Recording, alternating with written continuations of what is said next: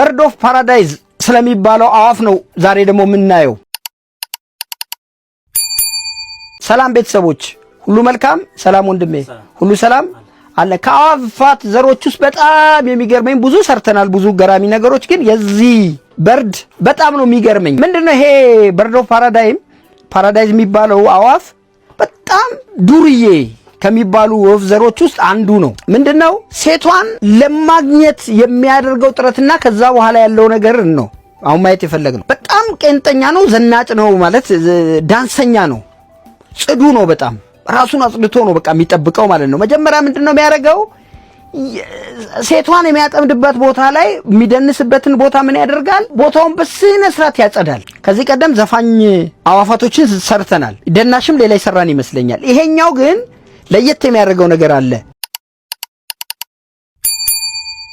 በርግጥ እንደነዚህ አይነት እንትኖች መጨረሻቸው አያምርም። ከአዋፍ ዘሮ አሁን አዋፍ ዘሮች ሲባሉ ሁሉ ጊዜም በትዳራቸው ታማኝና ሻርፕ ናቸው። እንደነዚህ አይነት ግን ይሄ ብርቅርቅ ነገር የሚያሳዩቹ ግን አይደሉም። ምንድነው ወደ 1 ሜትር ከ10 ሳንቲም አካባቢ ድረስ ይዘረጋል ክንፉና ላባው። የሚደንስበትን ቦታ ሴቷ ያለችበትን ቦታ መጀመሪያ ያጠናል። ከዛ ይመጣል መሬት ላይ ቦታውን በስነ ስርዓት ይጠርጋል። እንደ ሰው እንዲመቸው ያደርጋል፣ ያስተካክላል፣ ይጠርግና ዳንሱን ይጀምርላታል።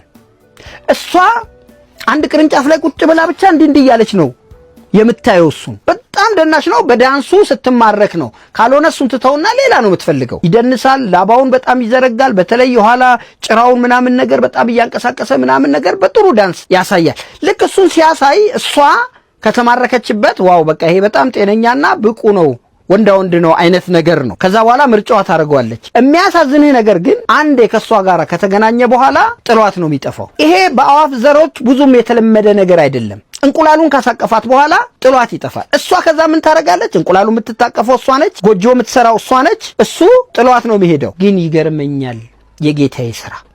ከዚህ ቀደም ስለ ሌሎች አዋፋቶች ስንሰራ ባልና ሚስት አብረው ናቸው፣ ይጣመራሉ። አንድ እንቁላል ነው የሚፈለፍሉት። እሱን ለማሳደግ 2 ዓመት ይፈጅባቸዋል ብለናል። በጋራ ለምታሳድገው ነገር አየህ ጌታ ጥበበኛ ነው። ይሄ አዋፍ አሳቅፏት በቃ ሄደ። እሷ ሲንግል ማምነች ማለት ነው። አሁን ህይወት እሷ ላይ ሊከብድ ነው ማለት ነው። ነገር ግን ጌታዋ አገራላት። ምን አገራላት? የምትታቀፈው ጫጩቱን እንቁላሉን ከ16 ቀን ያልዘለለ አደረገላት። አስበው። እሷ ይዛው ደግሞ የምትንከባከብበትን ጊዜ ከ2 እስከ 4 ሳምንት ብቻ አደረገ፣ በአንድ ወር ጊዜ ውስጥ ማለት ነው።